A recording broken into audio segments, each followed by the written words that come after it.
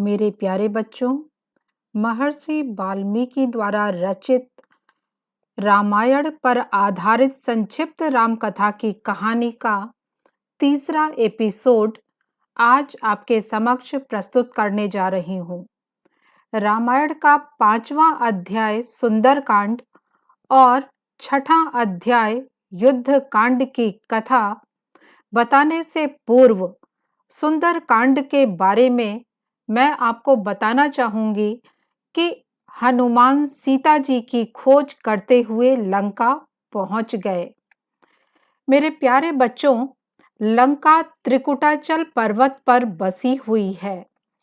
त्रिकुटाचल पर्वत पर सीता जी की खोज करते हुए हनुमान सुंदर पर्वत पर पहुंच गए।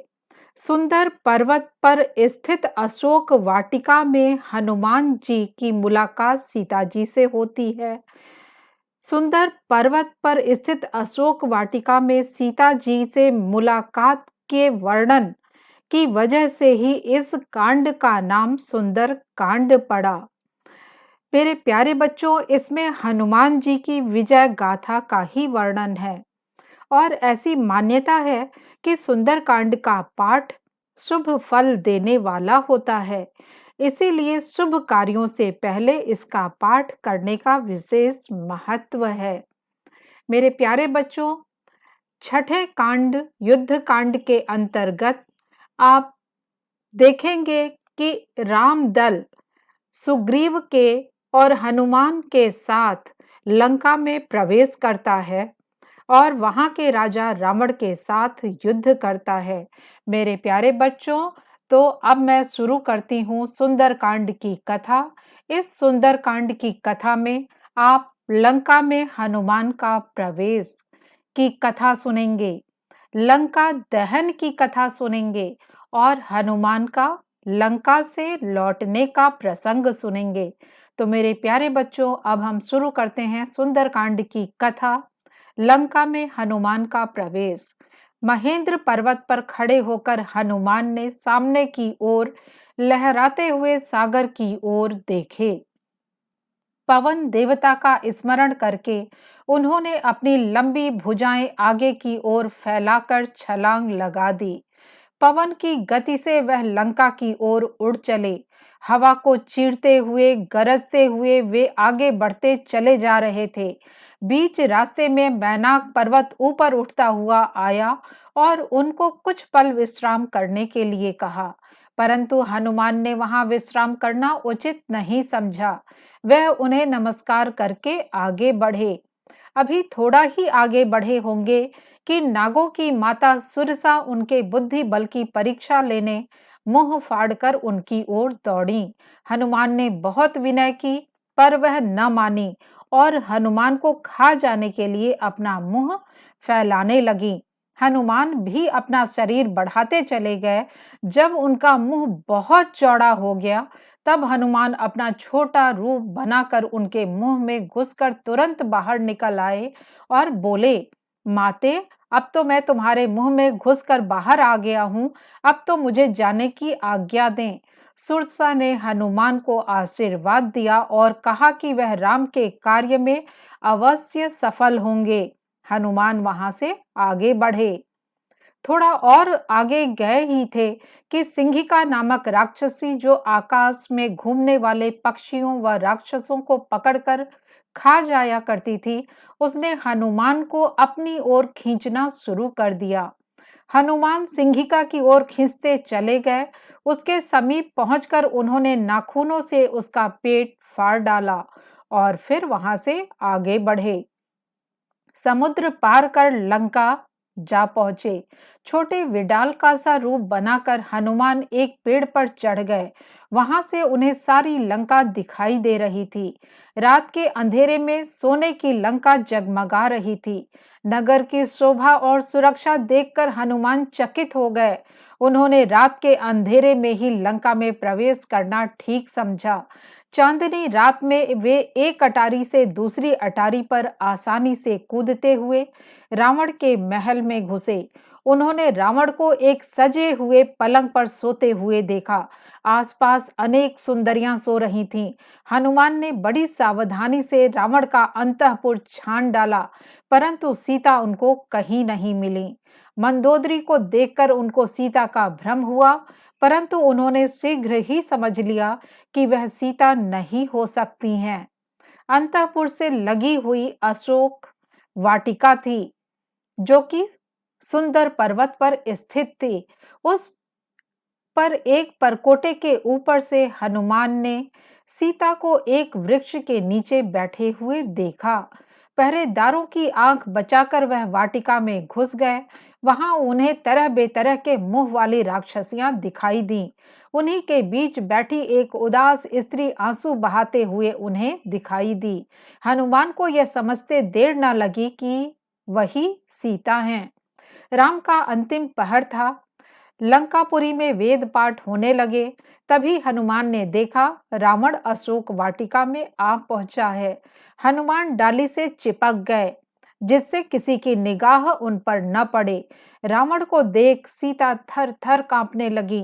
रावण ने सीता को अनेक प्रकार के भय व लोभ दिखाए, परंतु सीता ने रावण का तिरस्कार ही किया। क्रोध में लाल आंखें करके रावण बोले, 1 साल का समय तुम्हें दिया था, साल पूरा होने में 2 महीने शेष बचे हैं। इस बीच यदि तुम मेरी बात नहीं मान लेती, तो मैं अपनी चंद्रहास तलवार से तुम्हारा गला काटकर फेंक दूंगा। रावण के चले जाने पर त्रिजटा नाम की एक बूढ़ी राक्षसी दूसरी राक्षसियों को अपने निकट बुलाकर उनसे कहने लगी, पिछली रात मैंने एक भयानक सपना देखा। सारी लंका समुद्र में डूब गई। विभीषण को छोड़कर सब दक्षिण दिशा को चले गए हैं। यह सपना अच्छा नहीं है। मेरी राय में सीता की सेवा में ही हमारी भलाई है। पेड़ पर बैठे हनुमान सब कुछ देख सुन रहे थे। सीता का दुख देखकर वे दुखी थे। हनुमान पेड़ पर बैठे धीरे धीरे राम वृत्तांत गाना शुरू किए। सीता वह वृत्तांत सुनकर पहले तो घबराईं, पर उनकी बातों से उन्हें ऐसा भरोसा हो चला कि वे राम के ही दूत हैं। सीता जी ने उन्हें अपने समक्ष उपस्थित होने के लिए कहा। हनुमान सीता जी के समक्ष आए। रामचंद्र जी के द्वारा दी गई अंगूठी और वे आभूषण दिखाए जो उन्होंने पर्वत शिखर पर फेंका था। अब सीता को पूरा भरोसा हो गया कि वे राम दूत ही हैं। हनुमान ने सीता का दुख सुना और उन्हें ढांढस बंधाया कि रामचंद्र जी यथाशीघ्र वहां आएंगे और रावण को जीतकर सीता माता को ले जाएंगे। इसके पश्चात सीता माता ने अपना चूड़ा मणि उतारकर हनुमान को दिया, ताकि जब वे रामचंद्र जी से मिलें तो उन्हें यह भरोसा हो जाए कि वह सीता से मिलकर आ रहे हैं। सीता माता से विदा लेने के पश्चात हनुमान जी वहां से चलने से पूर्व अशोक वाटिका के कुछ फल खाए और वृक्षों को उखाड़कर फेंकने लगे। अशोक वाटिका में एक वानर के आगमन और उसके द्वारा वृक्षों को उखाड़ फेंकने और सैनिकों को मारने की खबर रावण के पास पहुंचाई गई। रावण ने अपने छोटे पुत्र अक्षय कुमार को उस वानर को बांधने के लिए भेजे। अक्षय कुमार को देखकर हनुमान बड़े वेग से एक वृक्ष उखाड़कर उनकी ओर दौड़े और वहीं पर उन्हें ढेर कर दिया। अपने छोटे पुत्र के मारे जाने का समाचार सुनकर रावण विचलित हो उठा और उसने अपने महापराक्रमी पुत्र मेघनाद को उस वानर को पकड़ने के लिए भेजे। मेघनाद मेघों की तरह गरजता और बरसता हुआ वहां आ पहुंचा। हनुमान ने बड़े बड़े वृक्ष उखाड़कर मेघनाद पर फेंके, पर इंद्र को भी पराजित करने वाले उस मेघनाद ने उन्हें बीच में ही काटकर गिरा दिया। हनुमान किसी तरह मेघनाद के हाथ नहीं आ रहे थे। तब मेघनाद ने ब्रह्मास्त्र चला दिया। ब्रह्मास्त्र का मान रखने के लिए हनुमान ने उसे सहन किया और चोट खाकर गिर पड़े। मेघनाद की आज्ञा से राक्षसों ने उन्हें बांध लिया। बंधते समय हनुमान ने अपना शरीर बहुत बड़ा कर लिया। राक्षस रस्सियों को खींचते हुए रावण की सभा में ले चले। दरबार में पहुंचकर हनुमान ने देखा कि सोने के सिंहासन पर लंका का स्वामी रावण बैठा है। उसका तेज सूर्य के समान है। रावण की आज्ञा से सेनापति प्रहस्त्र ने हनुमान से पूछा, तुम कौन हो? यहाँ क्यों आए हो? अशोक वाटिका को तुमने क्यों उजाड़ा और राक्षसों को मारने का दुस्साहस कैसे किया? रावण की ओर मुंह करके हनुमान निडर होकर बोले, महाराज, मैं किष्किंधा के राजा सुग्रीव का सेवक हूँ और महाराज राम का दूत हूँ। मेरा नाम हनुमान है। राम की भार्या सीता को आप हर लाए हैं। उन्हीं की खोज में मैं यहाँ आया हूँ। सीता से मैं पहले ही मिल चुका हूँ। आपके दर्शन करना चाहता था, इसलिए मैंने अशोक वाटिका में उत्पात किया कि शायद इसी तरह आपसे भेंट हो जाए। वानर स्वभाव के कारण मैंने फल खाए और जब आपके योद्धा मुझे सताने लगे तब मैंने उन्हें मारा। राजा सुग्रीव ने कहलवाया है कि आप सीता को ससम्मान लौटा दें। धनुर्धारी राम से आप किसी प्रकार युद्ध नहीं जीत सकते। खर दूषण का हाल आप पहले ही जान चुके हैं। अकेले राम ने 2 घड़ी के भीतर ही उनका सर्वनाश कर डाला। हनुमान की बातें सुनकर रावण के क्रोध की सीमा न रही। उसने आज्ञा दी, इस दुष्ट वानर का वध कर दिया जाए। तभी सभा में रावण के छोटे भाई विभीषण प्रवेश किए और कहा, राजनीति के अनुसार दूत का वध नहीं करना चाहिए। विभीषण की बात मान ली गई।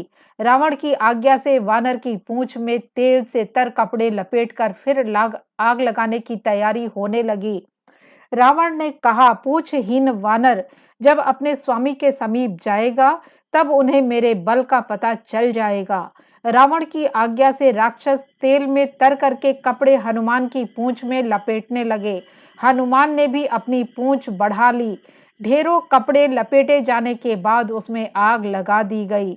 पूंछ में आग लगी हुई देखकर हनुमान अपनी पूंछ छोटी करते चले गए और एक जगह से दूसरी जगह कूदते हुए बहुत ही तेजी से पूरी लंका में आग लगा दिए। सोने की लंका नगरी धू धू कर जल उठी। लंकावासी यह दृश्य देखकर भयभीत हो उठे। लंका को जलती हुई देखकर हनुमान समुद्र में कूदकर अपनी पूंछ की आग बुझाए। फिर उन्हें सीता की चिंता हुई। तुरंत ही उनकी निगाह अपने पूंछ पर पड़ी। उन्होंने देखा कि पूंछ का एक बाल भी नहीं जला है। फिर उन्हें तसल्ली हो गई कि जब मेरी पूंछ का एक बाल भी नहीं जला तब तपस्विनी सीता कैसे जल सकती हैं। उन्होंने एक निगाह सीता को देखने के लिए सोचा। फिर माता जानकी के पास पहुंचकर प्रणाम किए। सीता ने प्रसन्न होकर उन्हें आशीर्वाद दिया। माता सीता को अनेक तरह से आश्वासन देकर राम के बल पराक्रम का भरोसा देकर हनुमान लौट चले। सीता को प्रणाम कर हनुमान अरिष्ट पर्वत पर चढ़ गए। जोर का सिंहनाद किया और समुद्र के ऊपर उड़ते हुए अंगद, जामवंत, नल और नील के समीप पहुंच गए, जो बड़ी ही चिंता से हनुमान की बाट जोह रहे थे। हनुमान के आते ही सब ने उन्हें घेर लिया। सीता का पता चल गया है। लंका का बाकी हाल रास्ते में सुनाने की बात कहकर वे बोले, हमें अब शीघ्रता से किष्किंधा की ओर चलना चाहिए। किष्किंधा पहुंचकर सभी वानर मधुमल नामक बाग के खूब फल खाए। दधिमुख शीघ्रता से सुग्रीव के पास पहुंचा और वानरों के द्वारा फल खाने और बाग उजाड़ने की बात सुनकर वे समझ गए कि दक्षिण दिशा में गया हुआ हनुमान दल सीता का समाचार लेकर लौट आया है।